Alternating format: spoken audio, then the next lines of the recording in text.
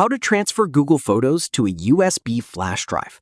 Hey guys, in today's video, I'm going to show you how you can transfer your Google Photos onto a USB flash drive. Stick around till the end so you don't miss anything important. Let's get started. First, open your web browser and go to Google Photos. Make sure you're logged into the Google account that contains the photos you want to transfer. Once you're inside Google Photos, select the photos or videos you want to move onto your USB flash drive. You can manually click individual photos, or if you want to select an entire day of photos, just click the check mark that appears next to the date. After selecting everything you want, click on the three dots located at the top right corner of the screen. From the drop-down menu, select Download. Google Photos will now prepare your files and download them onto your computer. Depending on how many photos or videos you selected, this may take a few seconds or a couple of minutes. While the files are downloading, plug your USB flash drive into your computer or laptop.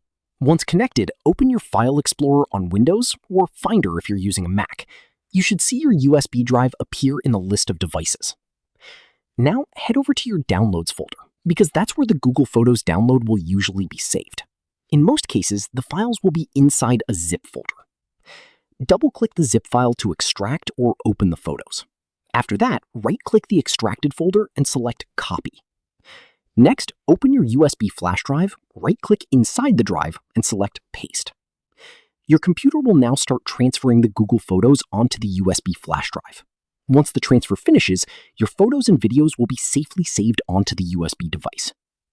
And that's essentially how you can transfer Google Photos to a USB flash drive quickly and easily. If you found this tutorial helpful, make sure to leave a like and subscribe for more Google Photos and tech tutorial videos like this one.